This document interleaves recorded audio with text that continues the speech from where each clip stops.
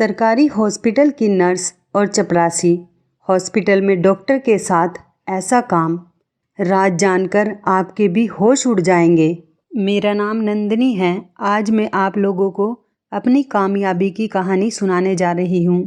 मेरी वो कामयाबी जो मेरी सच्चाई की वजह से सब लोगों के सामने आई थी।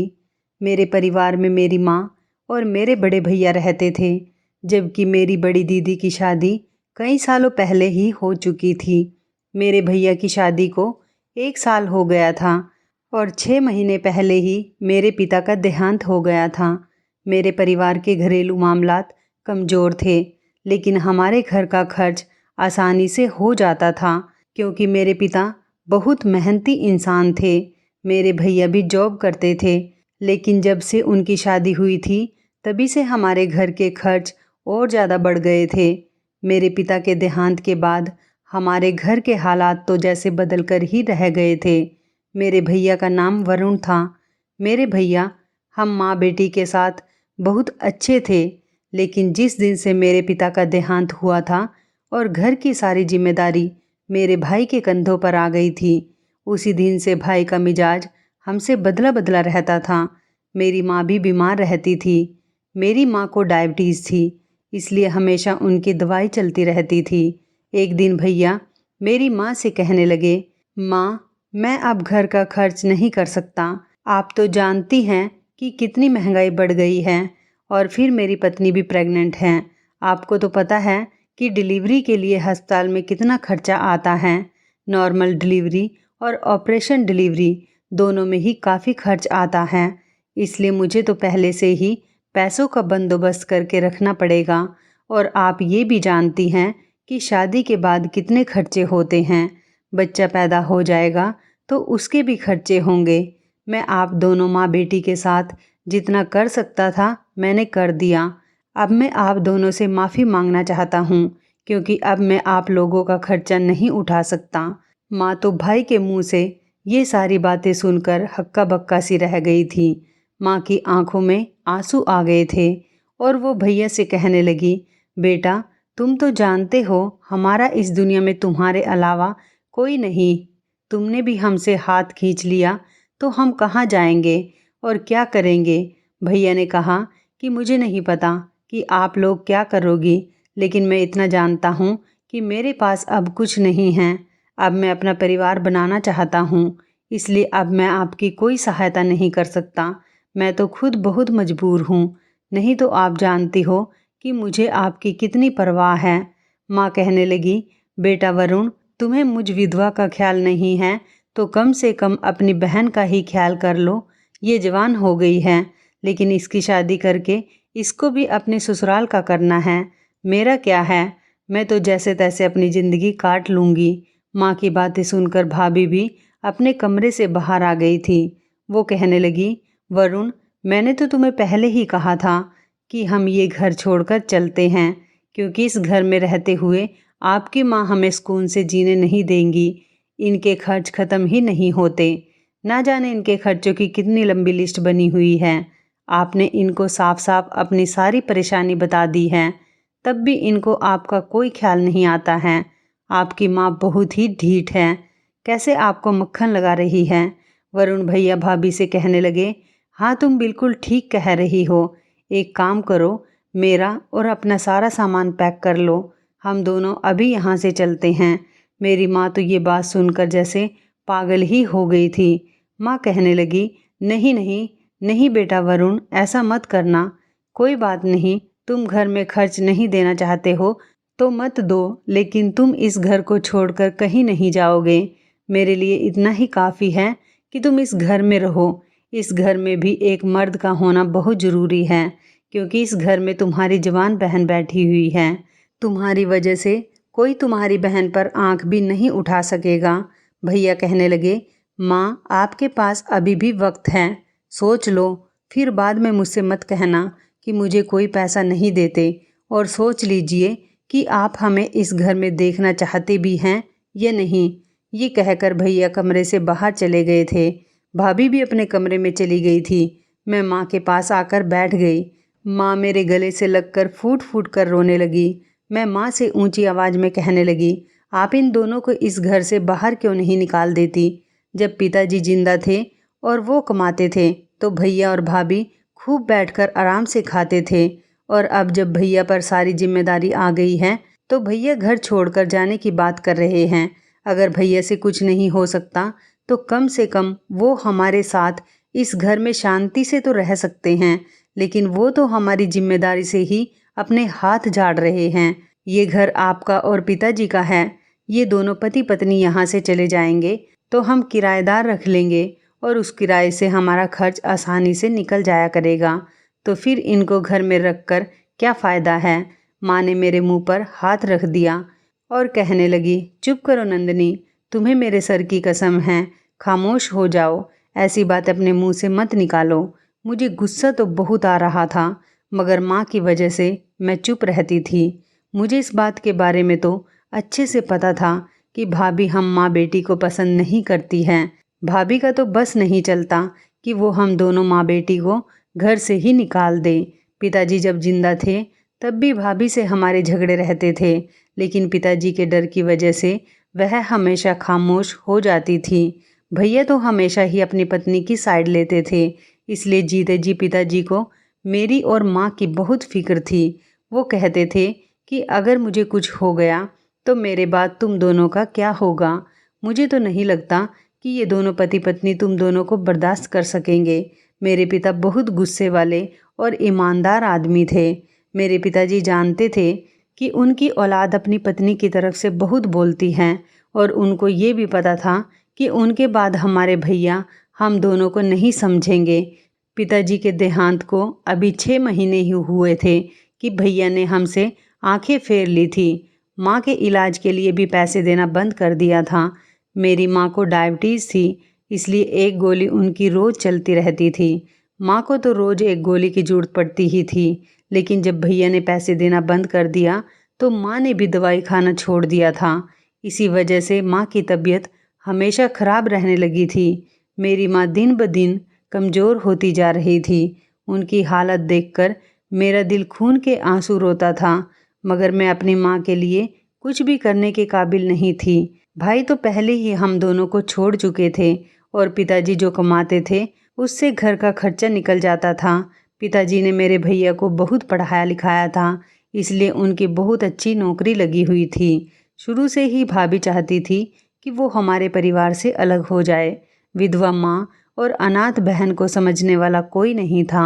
एक भैया ही हमारा अकेला सहारा थे, लेकिन वो भी हमारे आगे हाथ झाड़ चुके थे। माँ रो रो कर मुझसे यही पूछती थी, न जाने हम दोनों माँ बेटी का खर्च कैसे चलेगा, हमें खाना कौन देगा। माँ के इन सवालों का मेरे पास कोई जवाब नहीं था, लेकिन मैं चुप ही रहती थी। शाम तक हम माँ बेटी अपनी परेशानी में खोए हुए थे। भाभी अपने कमरे से बाहर निकल आई और कहने लगी, आज कोई किचन में काम करने के लिए जाएगा या फिर इस घर में किसी की मौत हो गई है जो ऐसा रोना धोना लगा रखा है। तुम दोनों माँ बेटी को पता है कि मैं प्रेग्नेंट हूँ और मैं कोई काम नहीं कर सकती, इसलिए बहुत मुफ्त की रोटियाँ तोड़ ली। अब घर का काम करो। मेरा 5वां महीना चल रहा है और इन दिनों वैसे भी माँ बनने वाली औरत को बहुत ज़्यादा भूख लगती है, लेकिन तुम्हें तो इस बात की कोई परवाह नहीं है। ना जाने तुम मेरी कैसी सास हो, और दोनों माँ बेटी काम चोरी करके यहाँ बैठी हुई हैं। किचन में जाओ और कुछ खाने पीने का इंतज़ाम करो। मेरा जी घबरा रहा है, इसलिए मेरे लिए जल्दी से कुछ बना कर ले आओ। माँ तो झट से उठकर बैठ गई। मैंने माँ का हाथ पकड़कर उन्हें बहुत रोकने की कोशिश की थी और भाभी से कहने लगी, भाभी, जब हमें इस घर में खाने को नहीं मिलेगा तो फिर हम पकाएं भी क्यों?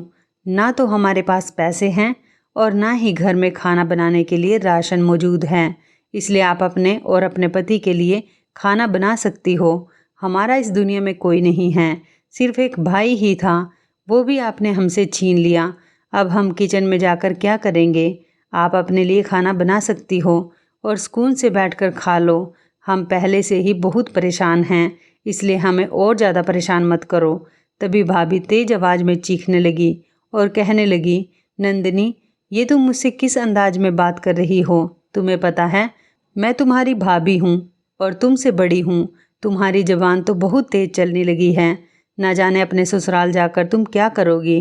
मुझे तो लगता है तुम ससुराल जाकर बहुत जल्दी तलाक लेकर हमारी सूरत पर आकर यहाँ दोबारा से बैठ जाओगी। मैंने भाभी से कहा, पता नहीं मैं बदतमीज हूँ या आपको तो इतनी भी शर्म नहीं आई कि आपने किस तरह से किसी माँ से उसका सहारा और उसका इकलौता बेटा छीन लिया। आपको ये डर नहीं है कि भगवान आपकी गोद से भी आपकी औलाद छीन सकता है। तभी अचानक भैया भी कमरे में आ गए और मेरे करीब आते ही उन्होंने मेरे मुंह पर एक जोरदार थप्पड़ मारा था। मुझे नहीं पता था कि भैया घर में आकर हमारी सारी बातें सुन रहे थे। उन्होंने जब मेरी कही हुई बातें सुनी थी तो उनका अपने आप पर काबू नहीं रहा था और आते ही उन्होंने मेरे मुंह पर थप्पड़ मार दिया था। मैं थर थर काँप रही थी क्योंकि आज तक मुझ पर किसी ने भी हाथ नहीं उठाया था। मुझे मेरे पिताजी ने और मेरी माँ ने बहुत लाड प्यार से पाला था क्योंकि मैं घर में सबसे छोटी थी। लेकिन आज मेरे भाई के इस थप्पड़ ने मेरे दिल को बहुत दुखाया था। मैं भागती हुई माँ के कमरे से अपने कमरे में चली गई थी। माँ भी मेरे पीछे पीछे आ गई थी। माँ बहुत गुस्से में लग रही थी। माँ मुझसे कहने लगी, नंदिनी तुम्हें शर्म आनी चाहिए, तुम सच में बहुत बदतमीज हो गई हो। क्या मैंने यही परवरिश की है तुम्हारी?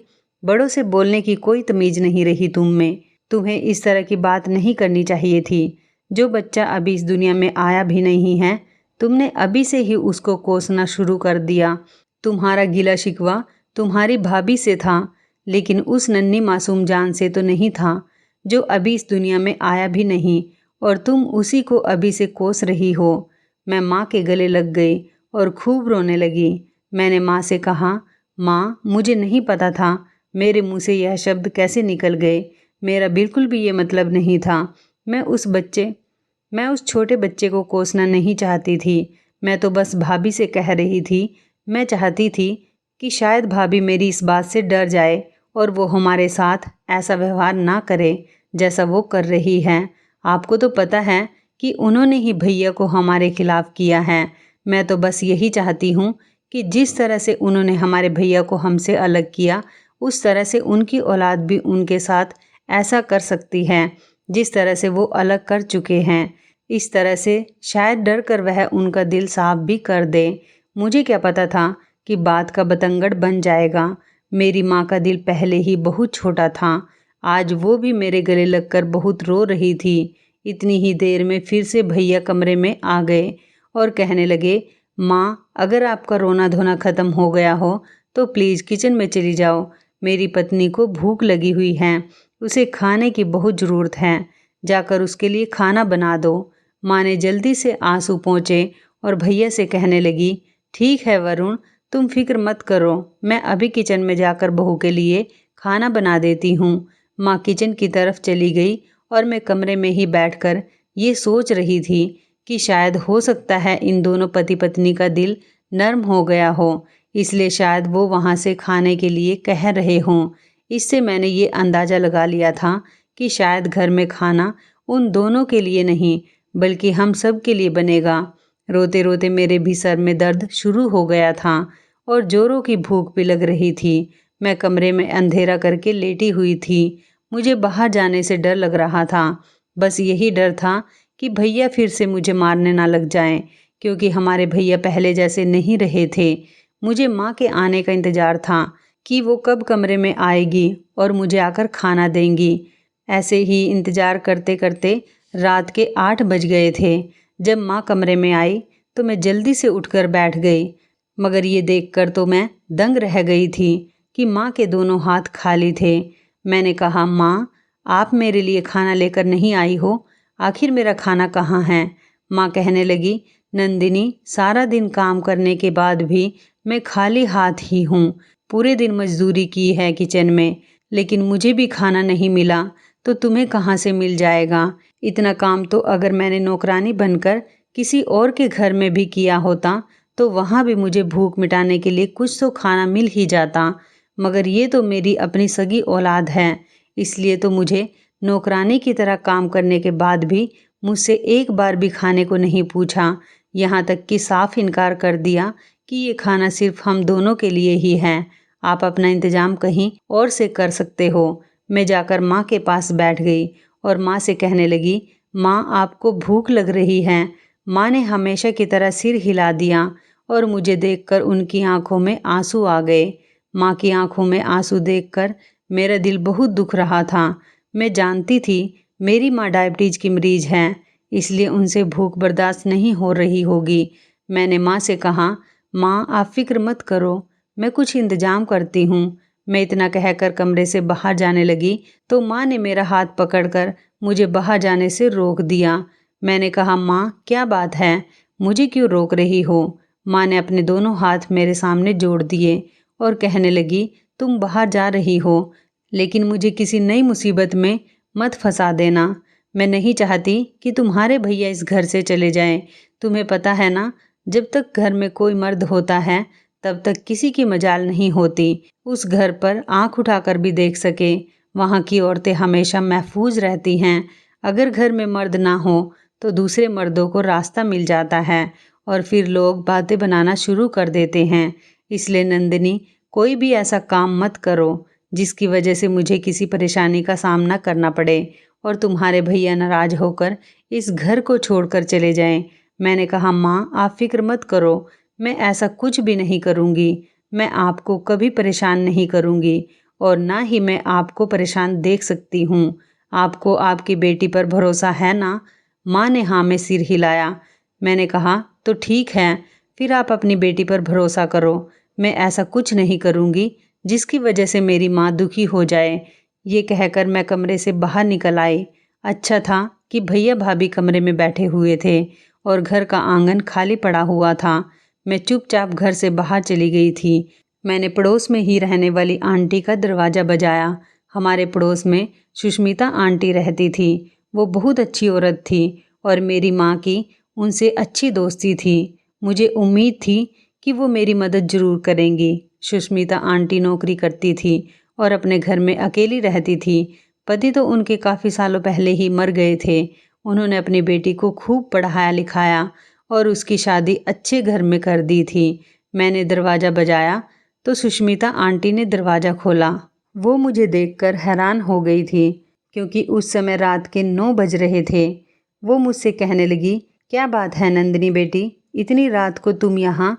सब खैर तो है ना? तुम इस समय हमारे घर पर कैसे आ गई? मैंने कहा, आंटी माँ को बहुत भूख लग रही है और घर में कुछ खाने के लिए भी नहीं है।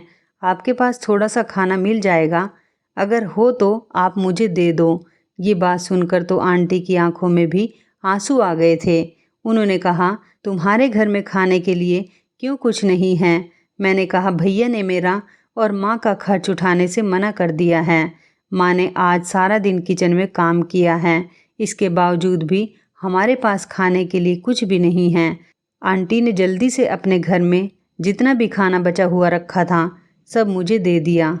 मैं उनसे थैंक यू बोलकर घर में वापस आ गई थी।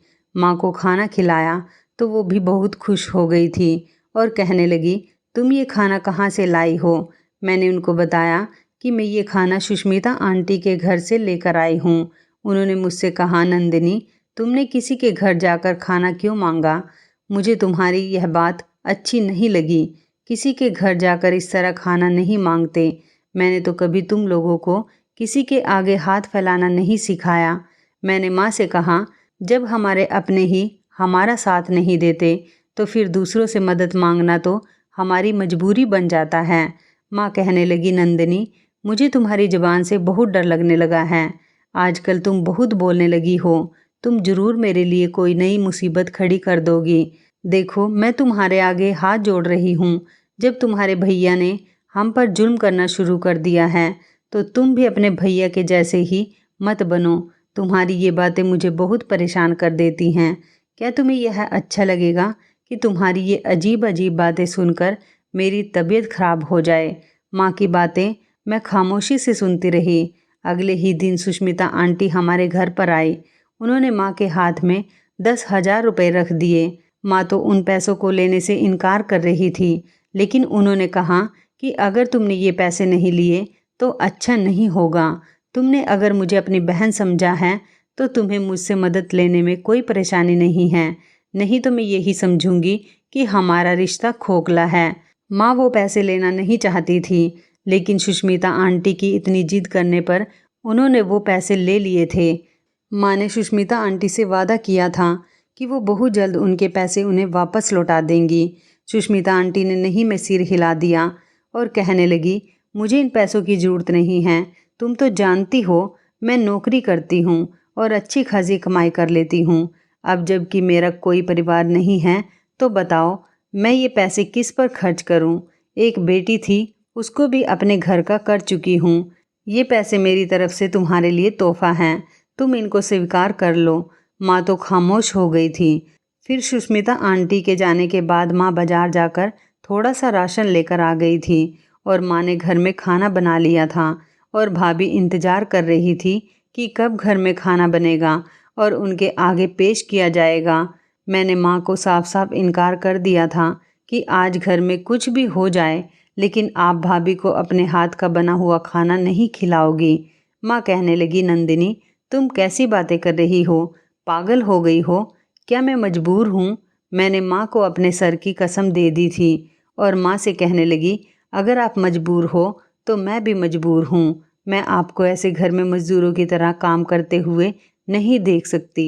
आप जानती हैं कि मेरे पिता बहुत इज्जतदार आदमी थे और आप उन्हीं की पत्नी हैं। आप अपने आप को इस तरह से लाचार ना समझें कि लोग आपको कुचलकर आगे बढ़ जाएं। मेरी माँ सुनकर खामोश हो गई थी और जाहिर सी बात है उनको गुस्सा ज़रूर आया होगा। मैं उनको कसम दे चुकी थी, इसलिए उन्होंने मुझसे कुछ नहीं कहा और वो चुपचाप अपने कमरे में बैठ गई। मैंने उठकर कमरे का दरवाज़ा बंद कर दिया था और हम दोनों माँ बेटी ने आराम से बैठकर खाना खाया था और दोनों सोने के लिए लेट गए थे।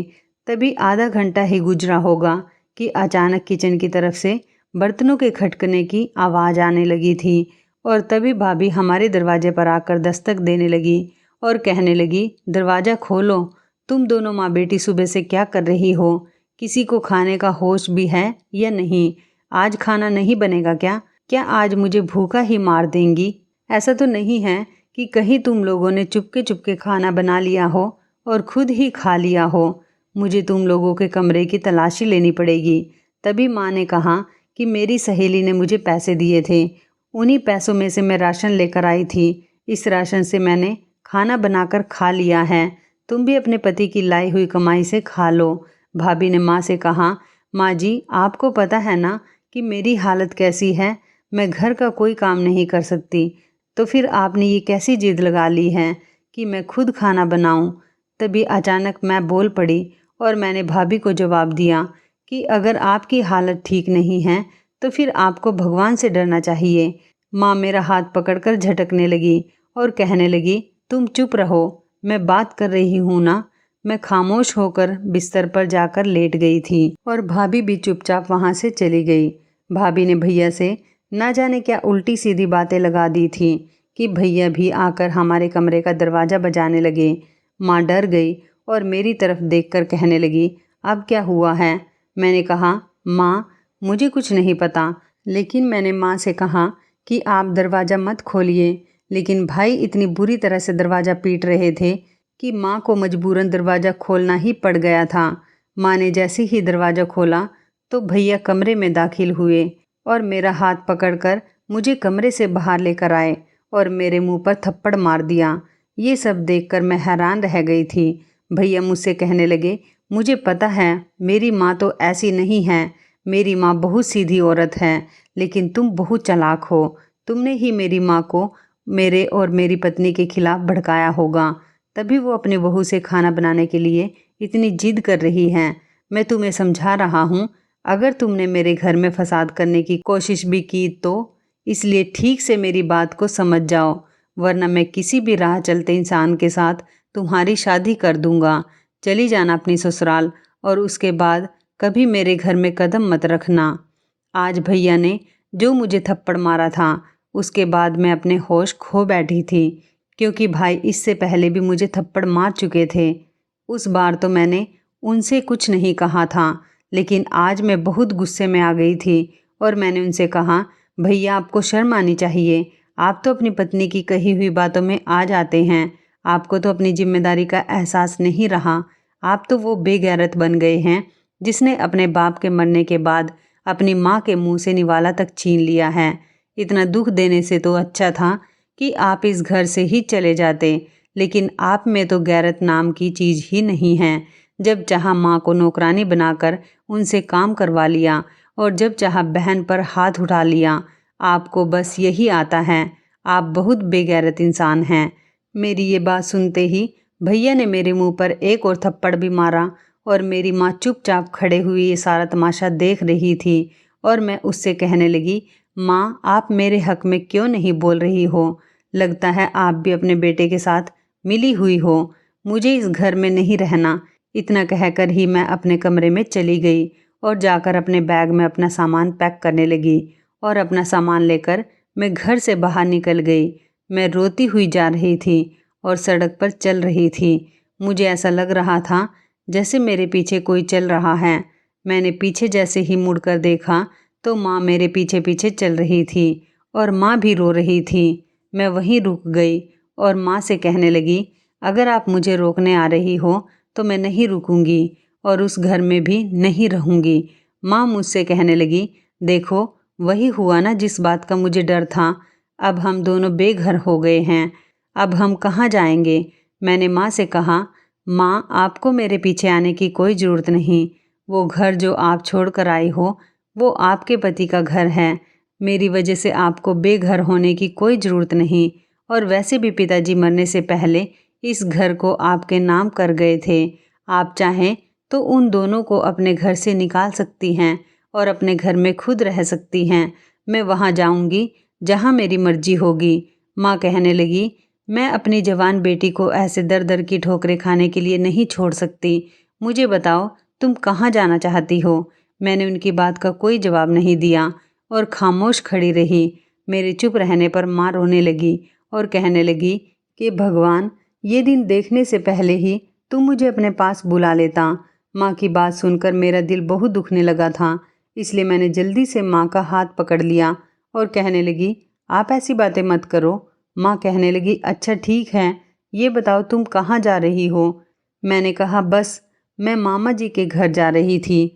माँ मेरी बात सुनकर मुस्कुराने लगी और कहने लगी, इतनी परेशानियों में घिरने के बाद मैं अपने मायके को तो भूल ही गई थी। चलो अच्छा है तुम अपने मामा के घर जा रही हो। तुम्हारे मामा हमें देखकर बहुत खुश हो जाएंगे। वैसे भी मेरी भाभी और मेरे भैया मुझसे बहुत प्यार करते हैं। वो हम दोनों को अपने घर में जगह भी दे देंगे। जैसे ही मैं मामा के घर पर पहुंच गई तो माँ ने और मैंने मामा को अपने घर की सारी परेशानियों के बारे में बता दिया था। मामा जी और मामी हमें देखकर बहुत खुश हुए थे और उन्होंने कहा था कि अब तुम हमारे घर से कहीं नहीं जाओगी, क्योंकि मामा और मामी मेरी माँ से बहुत प्यार करते थे। मेरी मामी बहुत अच्छी थी। उन्होंने हमेशा मेरी माँ को कभी अपनी ननद नहीं बल्कि अपनी सगी बहन ही समझा था। मेरी माँ के माता पिता तो काफ़ी सालों पहले ही गुजर चुके थे। मेरे और भी मामा थे, लेकिन वह दूसरे शहरों में रहते थे, इसलिए कभी कभी हम अपने शहर में रहने वाले मामा के पास ही आ जाते थे। मामी ने मेरी माँ से कहा कि दीदी, आपको फ़िक्र करने की कोई ज़रूरत नहीं है। ये आपका ही घर है। आप हर तरीके से खुशी खुशी इस घर में रह सकती हैं और जो चाहे मर्जी खाओ पियो। मेरी मामी नर्स थी और वो एक नर्स की नौकरी किया करती थी। नौकरी के लिए वो सुबह ही घर से निकल जाया करती थी और घर के कामों के लिए उन्होंने नौकरानी रखी हुई थी। मामा के घर पर मैं और मेरी माँ बहुत सुकून से रह रहे थे। हमें यहाँ आए हुए 3 हफ्ते गुजर चुके थे। एक दिन मेरी मामी की अचानक ही तबीयत बिगड़ने लगी। माँ भी मामी की तबीयत की वजह से बहुत परेशान हो गई थी।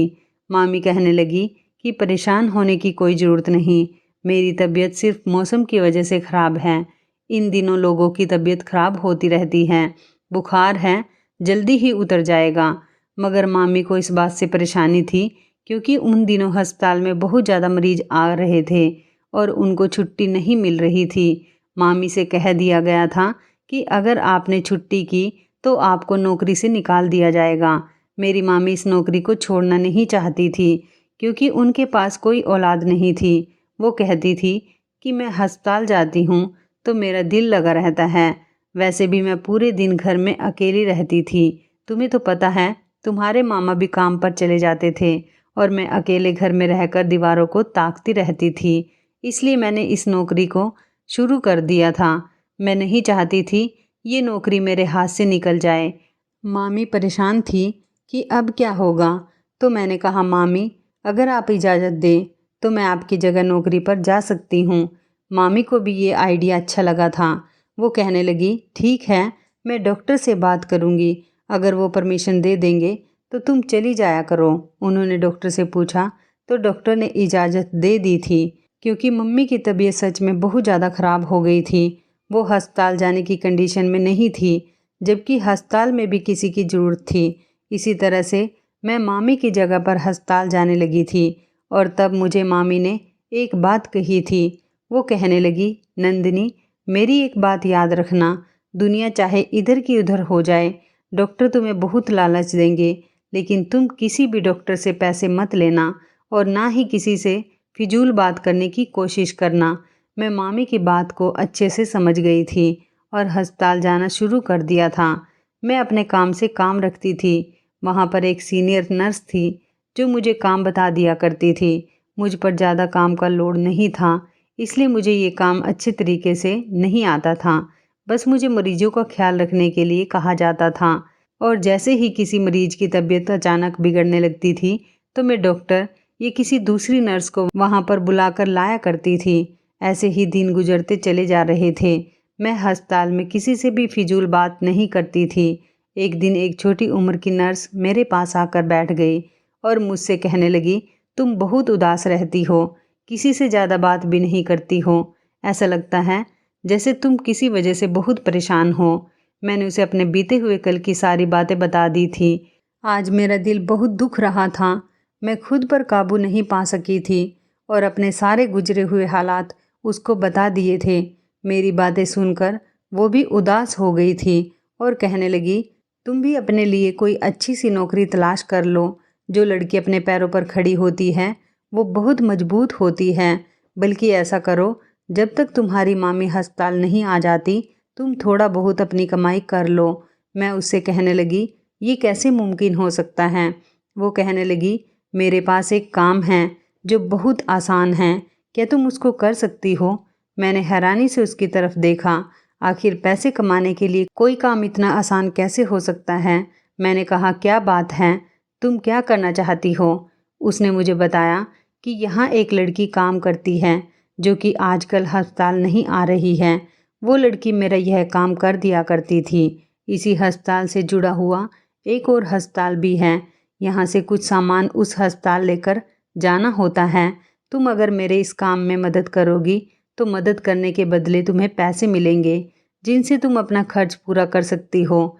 मैंने उस नर्स की ऑफ़र एक्सेप्ट कर ली थी, लेकिन मुझे ये नहीं पता था कि कौन सा सामान वहाँ देकर आना है और उसने मुझे ये भी कहा था कि इस बारे में तुम्हें किसी को नहीं बताना, क्योंकि हर नर्स तलाश में रहती है कि ये काम उसे दिया जाए।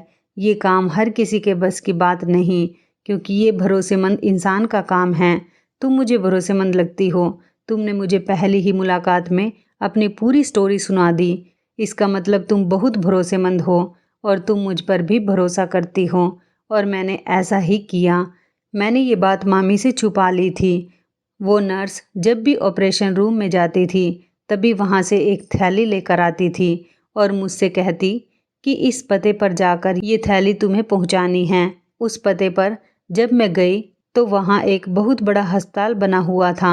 उस अस्पताल में जाकर मुझे वहाँ के चपरासी से मिलना था और उसको ये थैली देकर आना था। मैं ठीक ऐसा ही करती थी।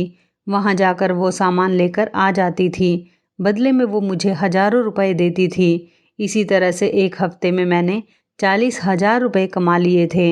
उन पैसों को देखकर मैं बहुत खुश होती थी, क्योंकि ये मेरी कमाई के पैसे थे। अब शायद हमारे हालात ठीक हो जाते। आखिर छोटे से काम के लिए मुझे इतने ढेर सारे पैसे मिलते थे, मगर मैं ये सोचने पर मजबूर थी कि आखिर इन थैली में ऐसा क्या होता है। जो थैली मुझे वो नर्स लाकर दिया करती थी वो बहुत अच्छी तरह से पैक हुई होती थी, इसलिए उसकी पैकिंग खोलना मेरे लिए नामुमकिन था, क्योंकि अगर मैं कभी कोशिश करती थी उस पैकिंग को खोलने की तो वहाँ उस चपरासी को अच्छी तरह से पता लग जाता था कि थैली को किसी ने खोलने की कोशिश की है। लेकिन मुझे तो डर इस बात का था कि वो नर्स मुझे सबसे छुपाकर ये काम करने के लिए कहती थी। रोज़ वो मुझे इसी काम के लिए दूसरे अस्पताल भेज देती थी। एक दिन मैंने ठान लिया था कि मैं इस बात का पता लगा कर रहूँगी कि आखिर इसमें ऐसा क्या होता है। मुझे बेचैनी हो रही थी कि मैं इस थैली को खोलकर देखूं, लेकिन कभी कभी डर जाती थी कि कहीं ऐसा ना हो जो पैसे मेरे पास आ रहे हैं वो मेरे हाथ से निकल जाएं। बस मैं इसी बात को सोच सोच कर रह जाती थी। लेकिन जब एक दिन वो थैली लेकर मैं चपरासी के पास गई तो मैंने उस चपरासी का पीछा किया। मैं उसके पीछे पीछे चलती गई। उसे यह महसूस नहीं होने दिया कि मैं उसका पीछा कर रही हूँ। वो चपरासी अस्पताल के बेसमेंट में चला गया। वहाँ पर एक छोटा सा कमरा बना हुआ था। कमरे में बहुत सारे शीशे के शोकेस थे। वहाँ पर ना जाने किस तरह की चीज़ें रखी हुई थी जिनको मैं समझ नहीं पा रही थी। उन लोगों ने उस थैली को एक तरफ रख दिया और दरवाज़ा अंदर से बंद कर दिया। उसके बाद जो कुछ भी कमरे में हो रहा था वो देखना मेरे लिए मुश्किल हो गया था। चपरासी का पीछा करने के बावजूद भी मैं थैली के अंदर का राज नहीं जान पाई थी। फिर अगले दिन मैंने सोच लिया था कि आज मैं खुद ही इस थैली को खोलकर देख लूँगी। और वैसा ही हुआ। जब उस नर्स ने मुझे वो थैली पकड़ाई तो मैं वहाँ से लेकर चली गई और रास्ते में ही मैंने उस थैली को खोलकर देख लिया। जैसे ही मैंने थैली को खोलकर देखा तो मेरी आंखें फटी की फटी रह गई, क्योंकि इस थैली में तो लोगों की किडनियाँ डली हुई थी जो कि बहुत अच्छे से पैक की गई थी। अब ये सारा का सारा खेल मैं समझ गई थी। अस्पताल में लोगों के ऑपरेशन के दौरान उनकी किडनी को निकाल लिया जाता था और वहाँ के डॉक्टर और नर्स मिलकर उन किडनी को मेरी सहायता से दूसरे अस्पताल में पहुँचा रहे थे, जहाँ पर इन किडनियों को महंगे दामों में खरीदा जाता था। इसी तरह से वहाँ के अस्पताल का स्टाफ बहुत अच्छी कमाई कर रहा था। ऑपरेशन के दौरान मरीजों को ये बात पता नहीं चल पाती थी। ये अस्पताल सरकारी अस्पताल था जहाँ पर बहुत सारे गरीब लोग अपना इलाज करवाने के लिए आते थे। वहाँ के सारे डॉक्टर एक जैसे नहीं थे, जबकि कुछ डॉक्टर चालाकी से लोगों की किडनी को निकाल लेते थे और महंगे दामों में दूसरे अस्पताल में ट्रांसफ़र करवा दिया करते थे। मैंने सोच लिया था कि मैं अस्पताल की सच्चाई सबके सामने लेकर आऊँगी। आखिरकार गरीबों के साथ बहुत बड़ा धोखा किया जा रहा था। अब मैं सारा खेल समझ चुकी थी। ये नर्स मुझसे गैर कानूनी काम करवा रही थी, लेकिन मैंने सोच लिया था मैं इस गैर कानूनी काम में उस नर्स का साथ नहीं दूंगी। चाहे दुनिया इधर की उधर हो जाए, मैं उस अस्पताल का राजफाश करके ही रहूंगी। मैंने हिम्मत की और अस्पताल के बड़े डॉक्टर के पास चली गई थी। मैंने सीनियर डॉक्टर को सारी बात बता दी थी, जो कि इस खबर से बिल्कुल अनजान थे। उन्हें नहीं पता था कि उनके नीचे जो छोटे डॉक्टर काम करते हैं वो इस तरह का गैर कानूनी काम कर रहे हैं। वह मेरी बात सुनकर हैरान रह गए थे। उन्होंने पहले तो ये बात मानने से ही इनकार कर दिया। फिर जब मैंने उनको सबूत दिखाया तो उन्होंने इस बात को मान लिया था और मेरा शुक्रिया अदा करने लगे। और उन्होंने मुझसे कहा कि हम अभी पुलिस को बुलाकर इन लोगों को यहाँ से निकलवाते हैं। सीनियर डॉक्टर ने पुलिस को फ़ोन किया और पुलिस ने जाकर उन सब को गिरफ्तार कर लिया जिन लोगों की किडनी डॉक्टर निकाल चुके थे। उन लोगों की दोबारा से जांच करवाई गई तो पता चला कि इनकी किडनी निकाली जा चुकी है। इसी तरह से पूरे स्टाफ को गिरफ्तार कर लिया गया था और दूसरे वाले अस्पताल में भी जितने लोग इस काम में मिले हुए थे उन सभी को पुलिस ने गिरफ्तार कर लिया था और सबको कड़ी से कड़ी सज़ा दिलवाने की मांग हुई, जबकि मैंने ये काम बहुत होशियारी से किया था। इसीलिए सरकार की तरफ से मुझे 10 लाख रुपए दिए गए। मेरे इस काम से दोनों ही अस्पतालों की इज्जत बच गई थी और साथ ही साथ मुझे नर्सिंग की फ्री क्लासेस भी ऑफ़र की गई थी। मैं बहुत खुश हो गई थी। जब ये बात मैंने अपनी माँ और मामी को बताई तो वो दोनों भी बहुत खुश हुई थी। फिर माँ ने मुझसे कहा कि अब हम वापस अपने घर चलते हैं, क्योंकि अब हमारे पास बहुत पैसे हो चुके हैं और अब हम आराम से अपनी ज़िंदगी गुजार सकते हैं। कुछ ही दिनों बाद ही मामी भी ठीक हो गई थी और वो अस्पताल भी जाने लगी थी और हम माँ बेटी अपने घर वापस चले आए थे। और फिर मैंने नर्सिंग की फ्री क्लासेस में भी जाना शुरू कर दिया था। जब हम घर वापस गए तो भैया भाभी हमें देखकर परेशान हो गए थे, क्योंकि अब वो दोनों इस घर में अकेले रहते थे। हमें अचानक देखते ही उनके होश उड़ गए थे। भाभी का आखिरी महीना चल रहा था और हमारे घर में आते ही उन्होंने हमसे ज़बान लड़ाना शुरू कर दिया। हम अपने घर में रहने के लिए आ गए थे और अब हम भाभी की बातों पर ध्यान भी नहीं देते थे। मैं अपना काम करती रहती थी, उनकी बातों पर ज़्यादा ध्यान नहीं देती थी। जैसे ही भैया भाभी हमसे कुछ कहना शुरू करते थे तो माँ भी उनसे साफ साफ कह दिया करती थी कि तुम दोनों इस घर से अपना सामान लेकर जा सकते हो, क्योंकि अब हमें तुम्हारी ज़रूरत नहीं है। भैया तो माँ की यह बात सुनकर घबरा गए थे, क्योंकि इतनी महंगाई के टाइम में घरों का किराया देना कोई आसान बात नहीं। इसलिए वो दोनों मासूम से बनकर रह गए थे और माँ से माफ़ी मांगने लगे थे। मुझे समझ आ गया था कि उन दोनों ने पहले घर छोड़ने का नाटक क्यों किया था। वे नाटक इसलिए कर रहे थे ताकि उन्हें हमारा खर्च बर्दाश्त ना करना पड़े, बल्कि उनका घर छोड़ने का तो कोई इरादा ही नहीं था। कुछ महीनों बाद ही मैं अपना कमाने लगी थी। भाभी और भैया भी मुझसे माफ़ी मांगने लगे थे। मैंने भी उनको माफ़ कर दिया था, क्योंकि अब मेरी ज़िंदगी में उनसे नाराज़ रहने का कोई मकसद नहीं बचा था। लेकिन उन पर मैं दोबारा विश्वास करने की भूल नहीं कर सकती थी। वैसे तो अब वो दोनों बिल्कुल ठीक हो चुके थे। मैं तो यही समझती हूँ कि माफ़ करने वाला बहुत बड़ा होता है। अगर हम किसी को माफ़ कर दें तो हम ये उस पर एहसान नहीं करते, बल्कि हम पर ही एहसान हो जाता है, क्योंकि इस तरह हम दूसरों के हालातों से खुद को दूर कर लेते हैं। मेरी माँ ने भी इन दोनों को माफ़ कर दिया था और अब मैंने घर में काम करने के लिए एक नौकरानी को रख लिया था, जो घर के सारे कामकाज संभालती थी। भाभी भी बहुत शर्मिंदा शर्मिंदा सी रहने लगी थी। वो तो हमसे नज़रें मिलाने के काबिल तक नहीं बची थी। खैर, अब हमारी ज़िंदगी बिल्कुल ठीक चल रही थी। हमारी ज़िंदगी से सारी परेशानियां निकल चुकी थी। नौकरी करने के बाद मैं बहुत काबिल बन गई थी। अब हमें किसी के एहसान की कोई ज़रूरत नहीं रही थी। इस तरह से मैंने अपनी ईमानदारी की वजह से अपनी ज़िंदगी को काबिलियत के रास्ते पर चला लिया था। अब मैं अपनी ज़िंदगी में बहुत खुश हूँ और अपनी ज़रूरत के मुताबिक अपनी ज़िंदगी जी रही हूँ। मेरी भाभी ने भी बेटे को जन्म दिया था और हम उनके बेटे से बहुत प्यार करते हैं। तो इस कहानी के बारे में आपकी क्या राय है? कमेंट करके ज़रूर बताइएगा। दोस्तों, आपको हमारी ये मज़ेदार कहानी कैसी लगी? आप हमें कमेंट बॉक्स में ज़रूर बताएं। यदि आपके पास भी ऐसी कोई प्यारी सी कहानी है या फिर ऐसी कोई कहानी जिससे कुछ शिक्षा मिले, तो आप हमारे साथ उसको ज़रूर शेयर करें। दोस्तों, यदि आपको हमारी ये वीडियो अच्छी लगे तो आप हमारी इस वीडियो को लाइक शेयर ज़रूर करें और ऐसी ही दिल को छू लेने वाली प्रेरणादायक कहानियाँ सुनने के लिए हमारे चैनल को भी सब्सक्राइब करें। यदि आप हमें फेसबुक पर देख रहे हैं तो आप हमारे फेसबुक पेज को लाइक और फॉलो ज़रूर करें। तो दोस्तों, फिर मिलते हैं ऐसी ही ज़बरदस्त कहानी या टिप्स के साथ नई वीडियो में। तब तक के लिए धन्यवाद। आप सभी अपना ख्याल रखना। आपका दिन शुभ व मंगलमय हो।